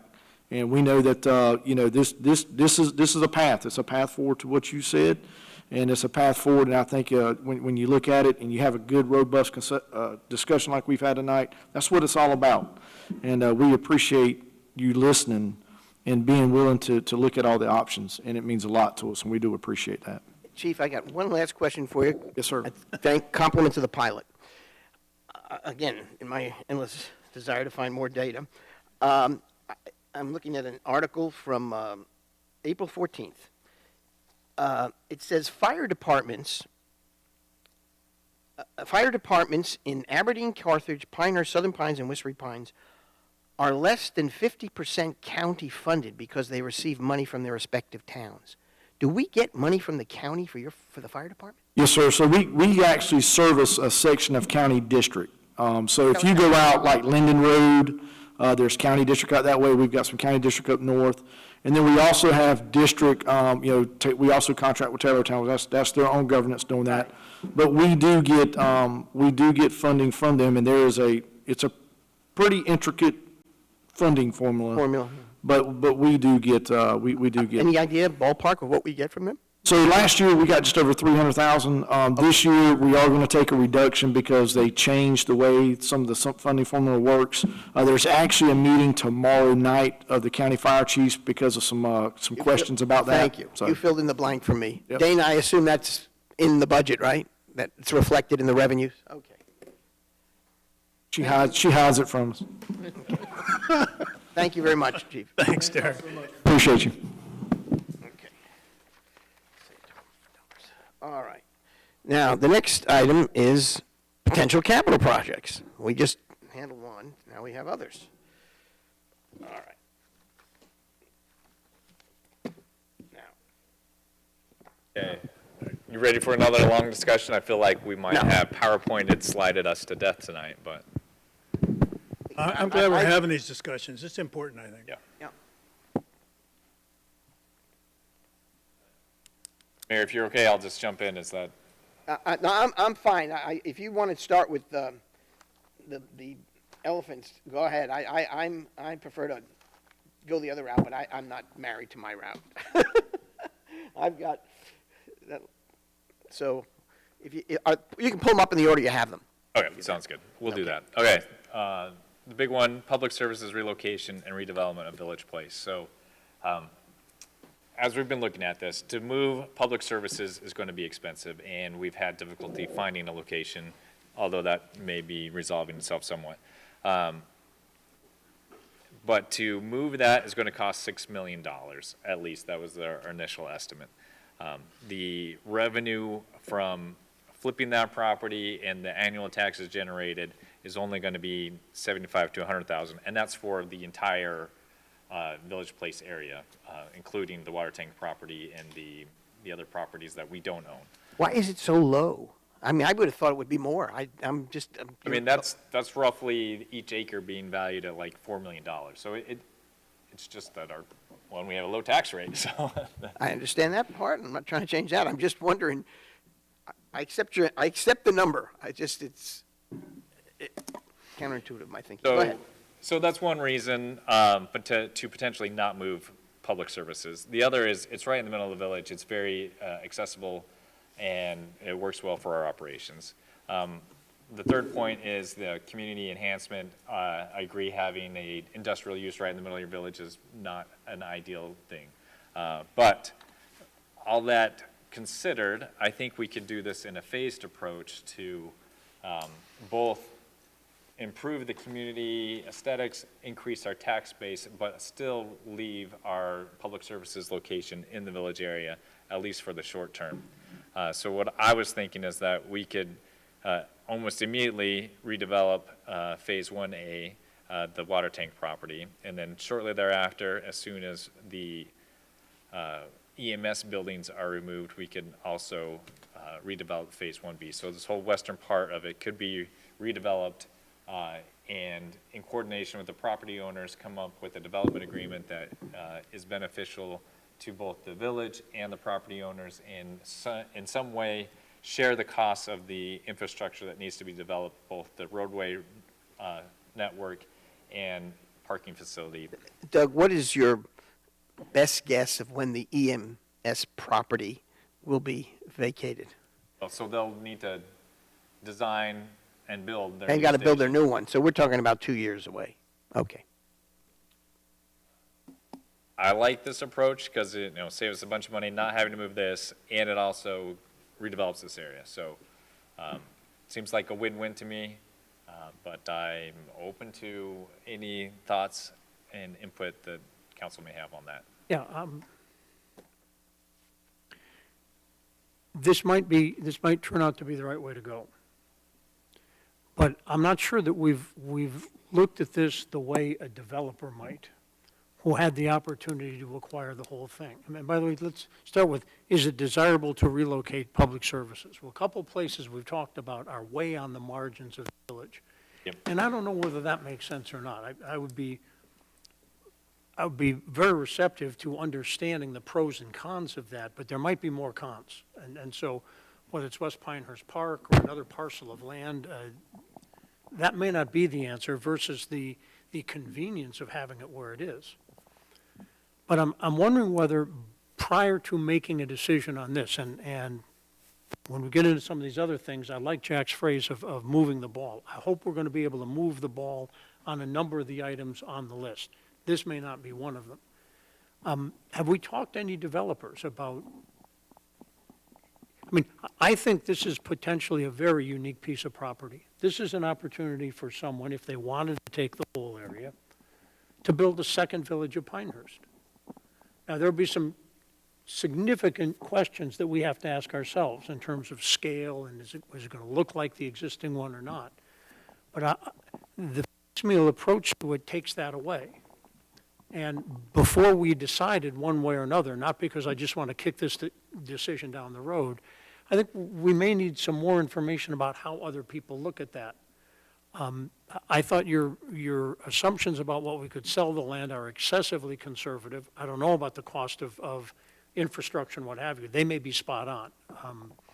Those are just, I think that we can do a little bit more detailed analysis to decide whether we ought to go this way, and that's possible, or not. Yeah, and I've talked to a local developer about, this area in general. My concern is we don't own all that property, and either we have to facilitate one developer obtaining all of that property, or we're going to have to do it piecemeal. There may not be a developer who wants to. I don't know. But if there is one, I think we ought to do a little more investigation, because that could determine our willingness to look at alternative locations. In the absence of having someone like that, probably leaving where it is, as much as you'd like to see development there, it might be the right answer. So I'm very much ambivalent about this, but I'm not sure that the analysis that you presented is complete yet. Yeah, and I get where you're coming from. The only thing I would say is that the small area plan was intended to make sure that that whole area was developed so it looked similar and had the same feel. So that was our way of trying to control what went in there. So this came And about the because of the small small area- area plan? Yes. The small area plan is not just the location where the public services is. It incorporates all of Rattlesnake and so forth and so on. So there's quite a bit more to the small area plan than just those parcels. I'd also heard that there was value in this property being developed, like Pinehurst, because why would you use it for garbage trucks and things like that? It's kind of an expensive use of land. And I got to tell you, just from looking at this, until we have a gain, basically the delta, the change, where it's going to pay for us to build it someplace else, I don't see a reason to move it. So but right now it's working just fine. Our community's developed around it, and I see absolutely nothing on there that says we need to do it. If we had a developer come in, like you're talking about, John, and say, okay, this is the value of the property, I'm willing to give you that, and it's going to be able to have us buy another piece of property, build all this stuff new, I'm willing to consider that. And I'm not Not sure until then. I'm not sure we fully explored that. Without going out and shopping, we're not putting a for sale sign there, but I think we can do some more Yeah, investigation. but let's be clear here. There's two different pieces of property that are being discussed in front of us. One is the Phase 1A, for lack of a better Yep. topic. Okay, that's the water towers that we think we can move quicker on. Yes. Okay. And then there's the rest of it where we have our trucks and other facilities on, which we can't move quickly on it because they'd have to go somewhere. But for the kick the can down the road club, let me refresh people's memories that in 2022 there was no reference in our strategic plan for a public services complex. In 2023, we put $350,000 in for a design. Matter of fact, it was listed as an area of focus. Remember when we had areas of focus, AOFs? In 2024, we put in $6.4 million for design and construction of the public services complex. And last year, we put in $400,000. So, much like some of these other things we previously talked about, there is an interesting roadmap to these, and history didn't begin with us. So, I guess, Doug, your recommendation, I want to make sure I address the right topic here, is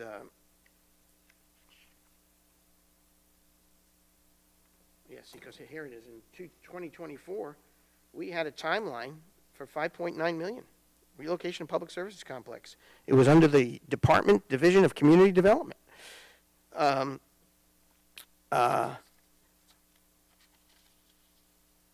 Financially, how do you separate out 1A from the rest of this? So what would be a number that we put in a budget?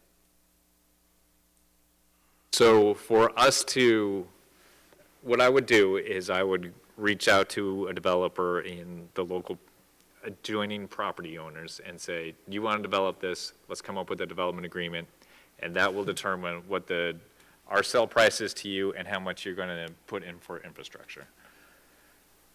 So phase 1A, I would say $500,000 worst case scenario to help put in road infrastructure, For us?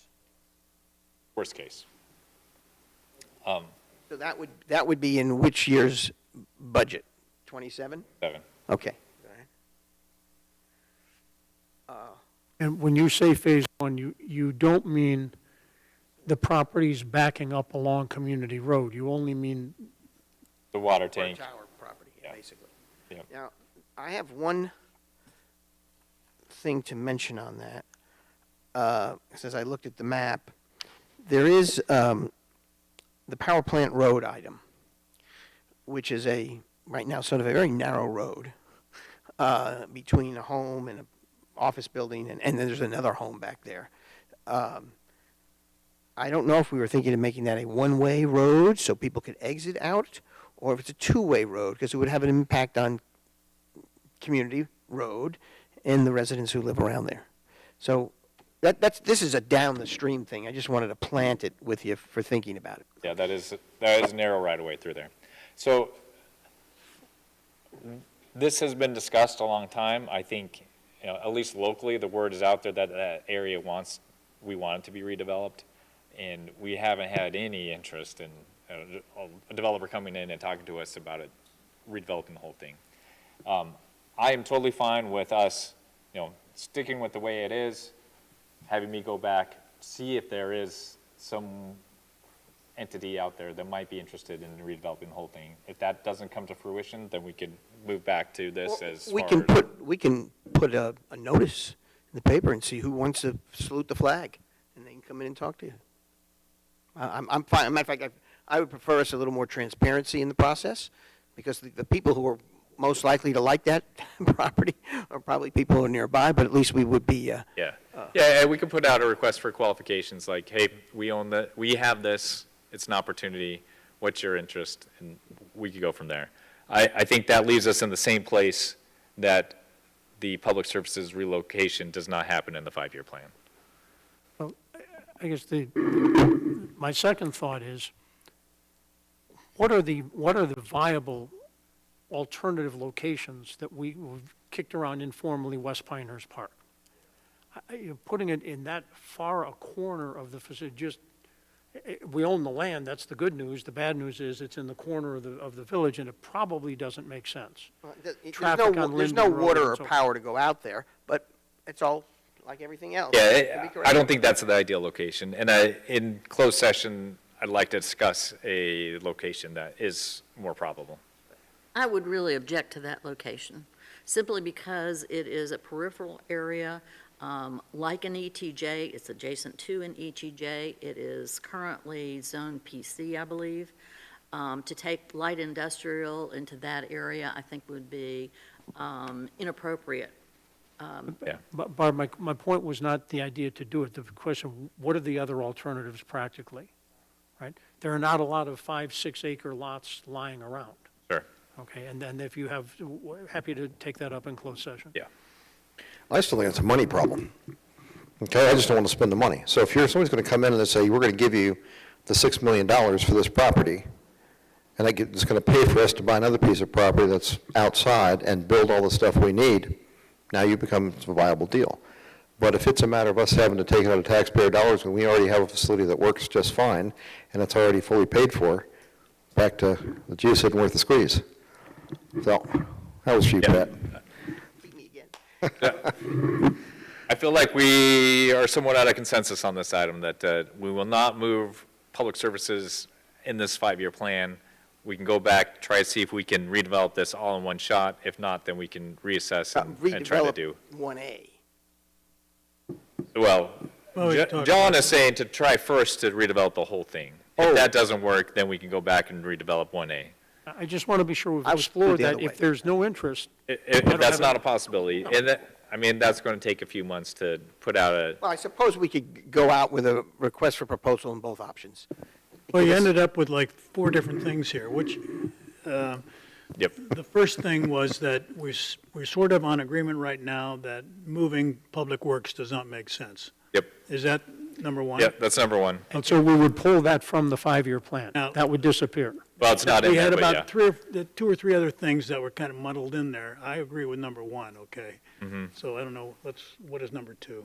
So number 2 would be next step, see if there's interest of a developer to redevelop the entire Village Place. A large scale and, okay, Yes. got it. Okay, that's, That's number 2. okay, If- why if- not? I'll agree with that. If that fails, or no, doesn't generate interest, then we start piecemealing it. But if a developer says, yes, I'll work with you on that, we would be ending up moving the public service Yes, yeah, complex. yeah. Okay. Possibly. So, Right. so what is number 3? So number 3 is if a large-scale developer does not want to redevelop the whole thing, then we start with But Phase we're- 1A. We talk about more succinct plans relative to the individual parcels. Yes, Yes. exactly. Okay, got it. And everything else come back through us anyway. Right, right. It's all- Okay. all right. So forget number 4. There's no number 4. There's no number 4. Okay, good. We're Number all right. 4 is, never mind, we won't go there, yeah. Build a fire station there. I think we're good there. Okay, we're good, I agree. So Village Place is done.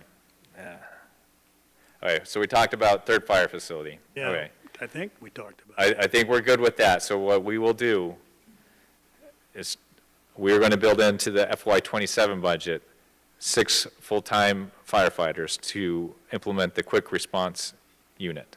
Yes.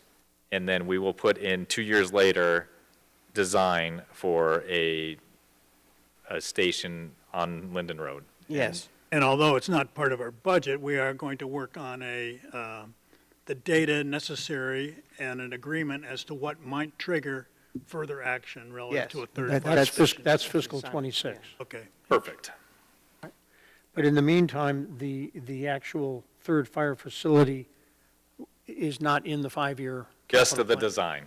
Just the Just the design. design. Just the design. That's right. Oh, yeah. Okay. So ladder truck. I recommend that we leave this out until we build a third station with the staffing enough to run the ladder station, the ladder truck. It could come back, but at the moment, we're taking it out. Agreed. Yeah. I agree with your recommendation. This ladder truck, in the last 5 months, it's gone from 1.7 million to 2.1 million to 2.45 million. And Not going to get cheaper. you're darn right, it won't get cheaper. And I got no problem getting rid of it. Yeah, I'm just okay. taking it off there. But, We don't have any really high I- structures in our town. Yeah, I have no problem either at all. I haven't ever had any problem with taking it off, so. So we agree on getting rid of the ladder truck off the plan, correct? Okay. Okay. Next one, downtown parking facility. So this one, I'm not anxious to do, just to be honest. I see that there's capacity in the Sandlot every day, and these are from the last few weeks, and this is the busiest time of year, and I don't see it. John sent us all an email. I think it would be fine to go out and get reasonable cost estimates so we can actually know what it would cost us if we did want to do this. What is it you were trying to get about reasonable cost estimates on? Both a underground facility here, as John has asked, and then also the carriage house. What would that be? Keep one Okay. thing in mind.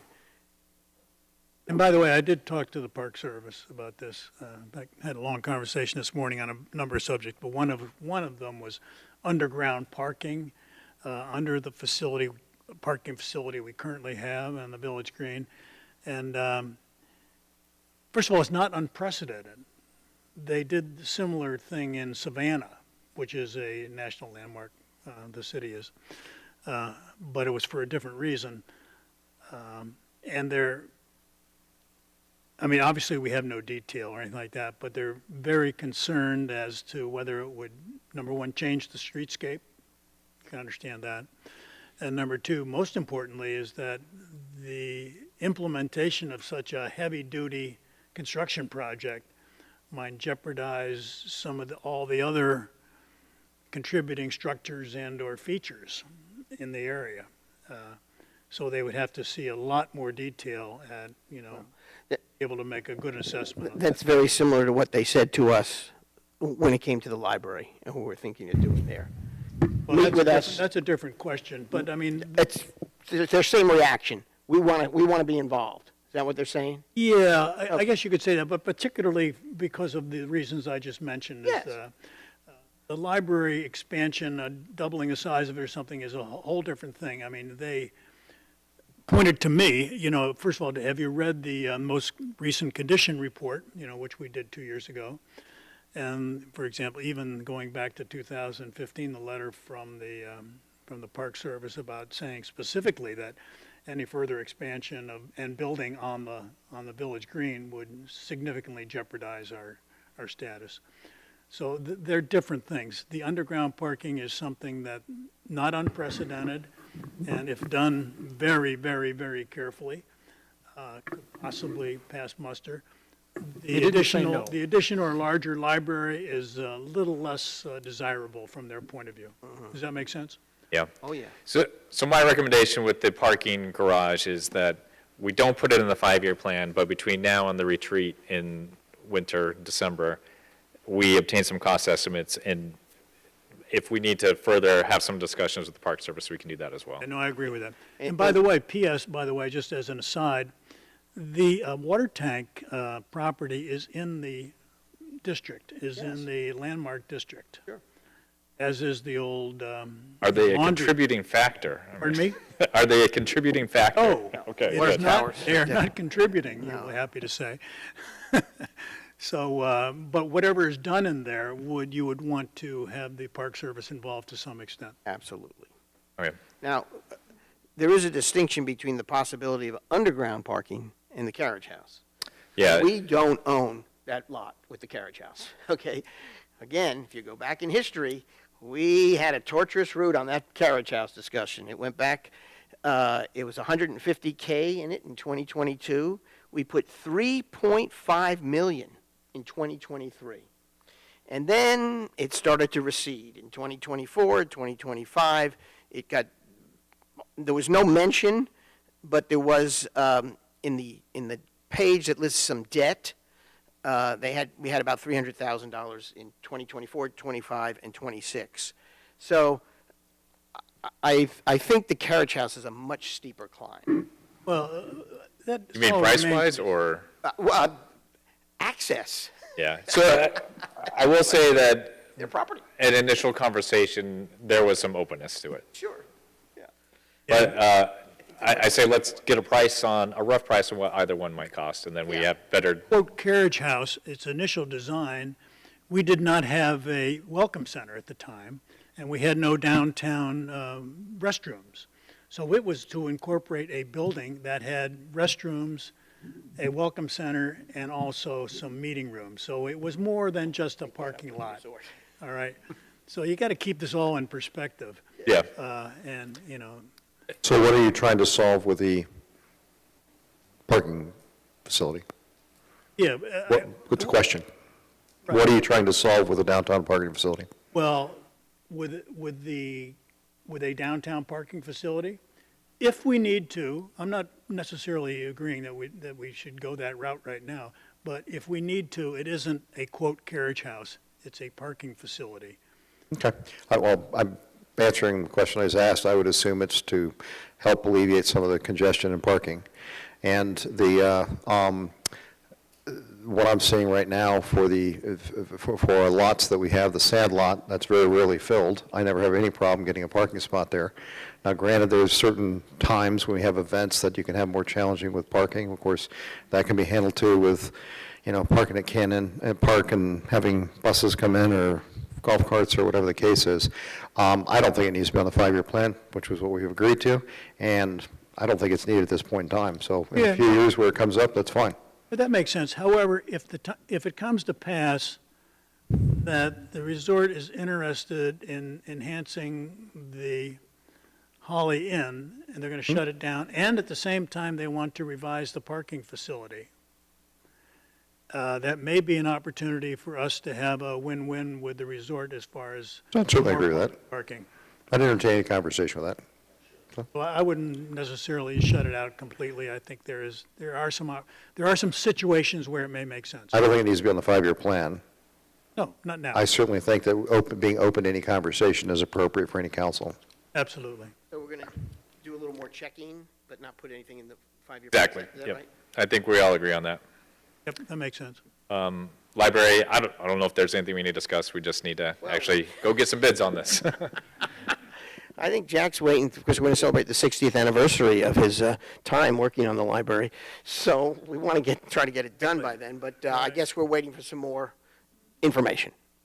But we, just finalizing the stormwater workaround, and then we'll bid those out and see what prices we get on that. The concern that we had a couple of meetings ago, that there could be substantial additional expense, and we opted to wait and see what that is, you think that's not going to be the case, and therefore, construction bids could go out in the next 2, 3, 4 weeks, something like that. Potentially, yes. Yeah, Well, until we get- we're going to reroute the stormwater so it's not all on site, and we believe that overall, the actual library project itself will likely decrease in price based on that. All right. Tufts Archives, the only thing I'll say that as soon as we make some progress on the library, we need to turn our focus to this and work with partners around the village to see, what sort of fundraising, what sort of other options we have there. But the placeholder in the 5-year plan remains. Remains, yep. All right. Other capital projects.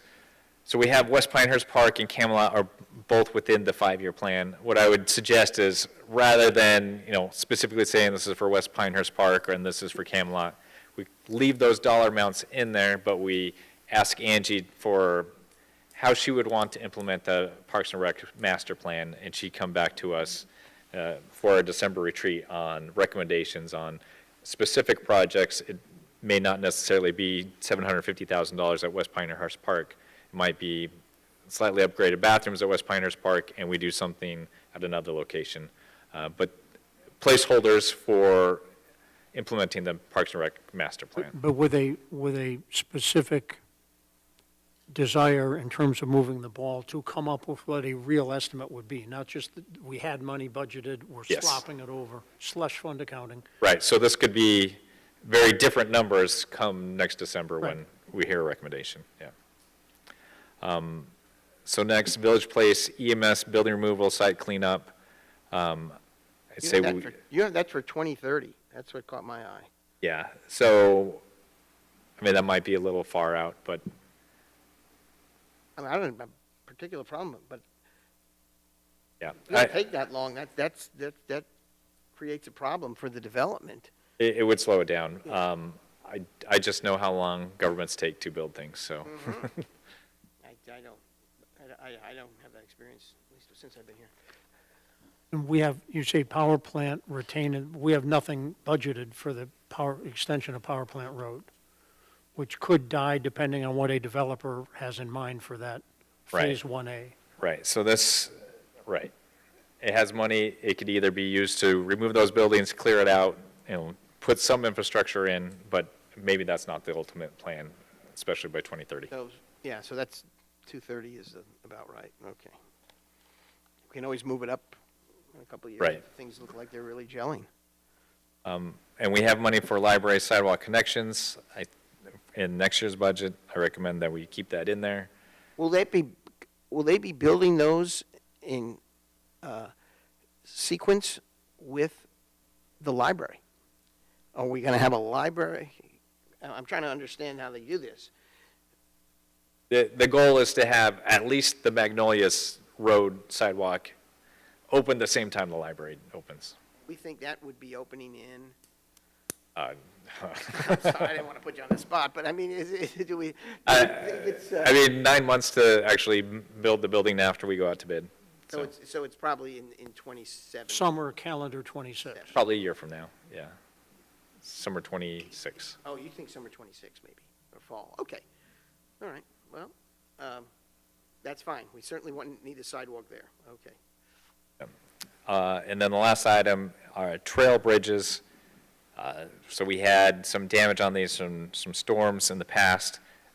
It caused us to take a closer look at these, and the recommendation is to rebuild with the composite material rather than, just repairing these. And so there's 200,000 in 26 and 145,000 in 27 budgeted currently, and I say we will retain those in the 5-year plan. Doug, do you consider this having been approved and you're going to do it?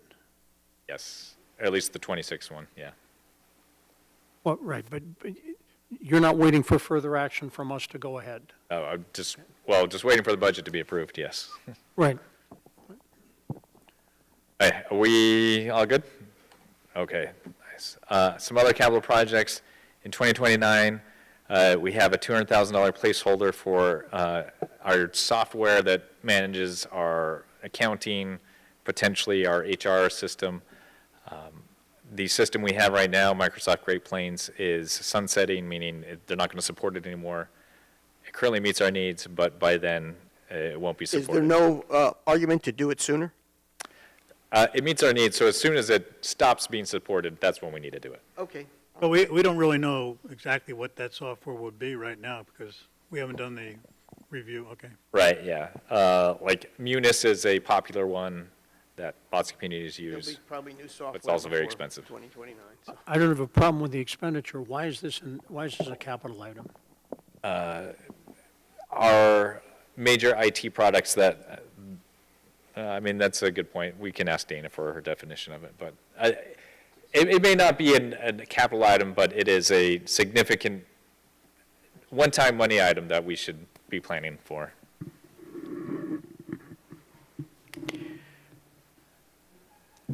Yes, that's basically it. It is not capital. Most likely when the time comes around, it will not, and we know what we're purchasing and what it will cost. It will not be a capital expenditure.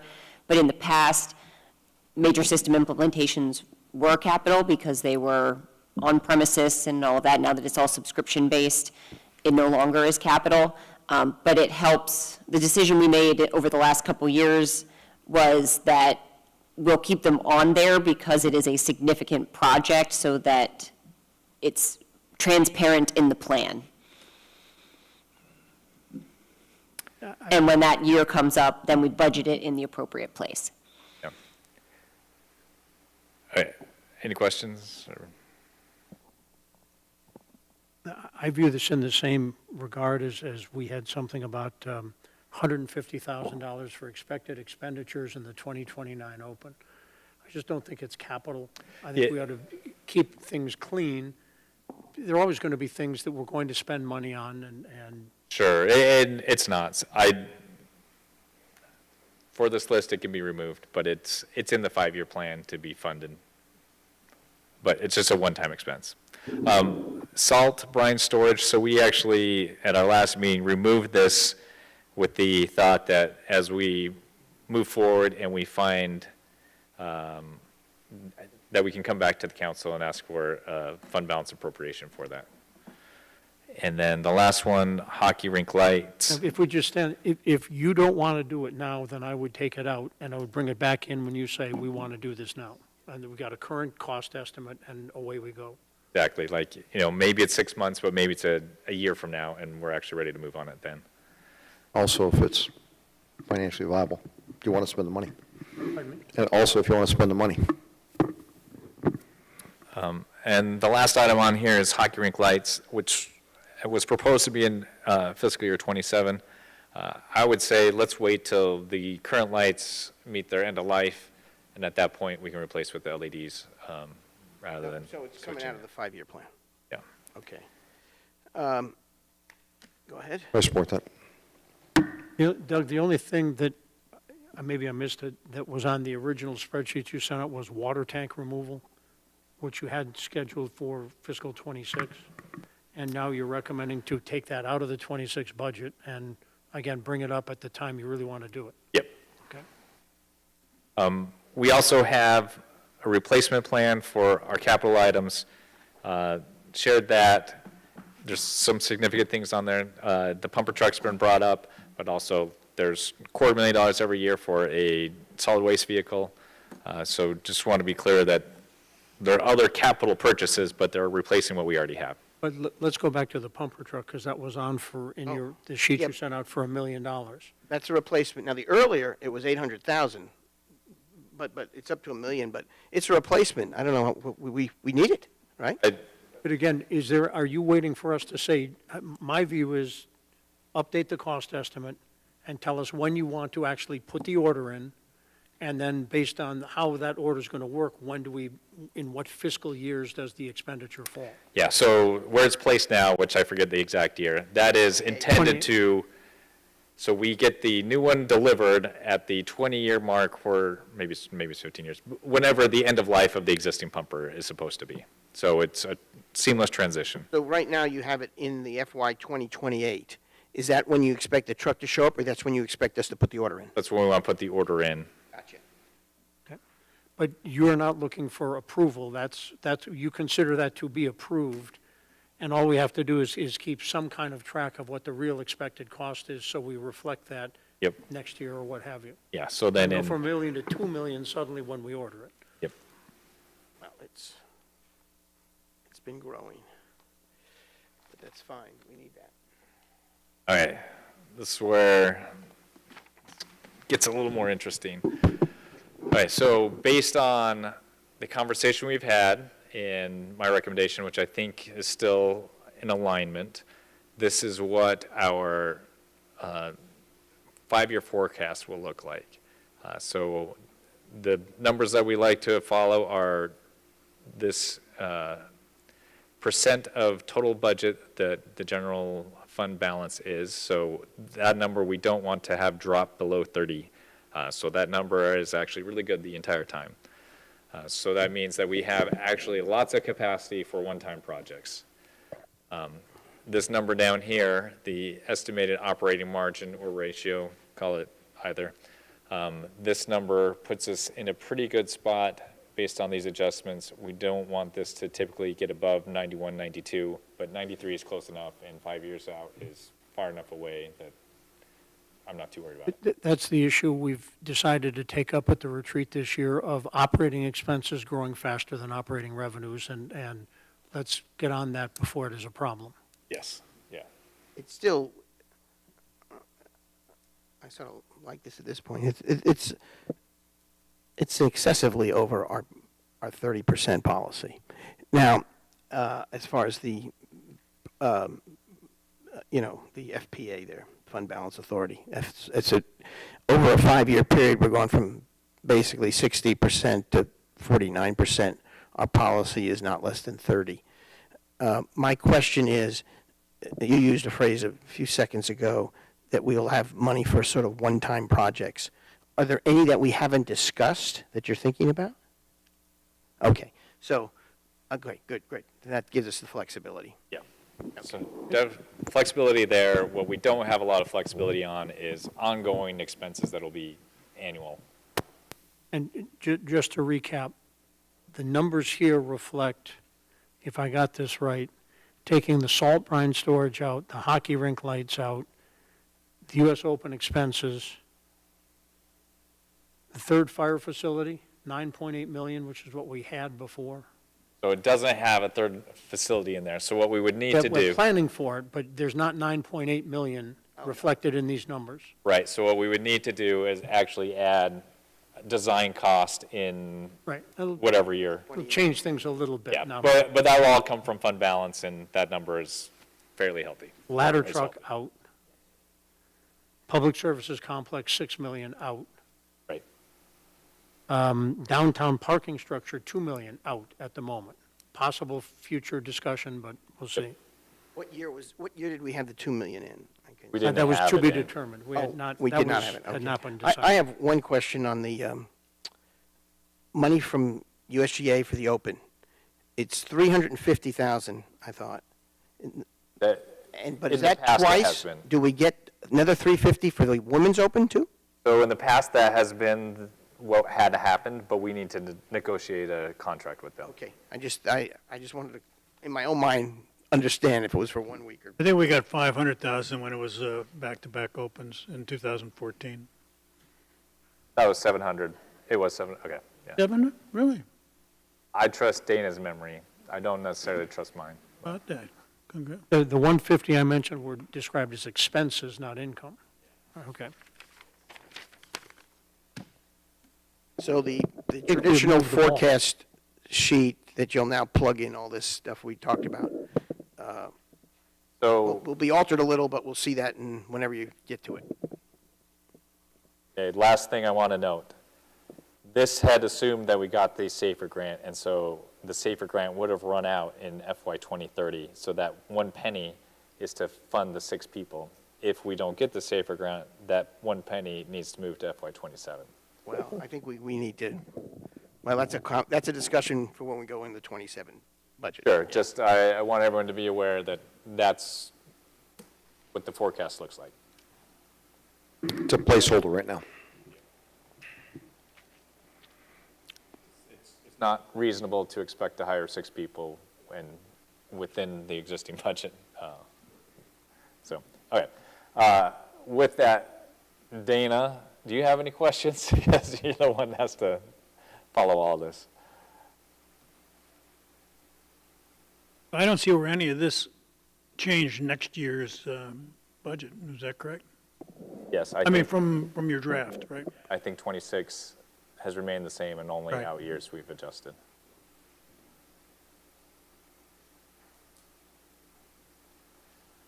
You good? Okay.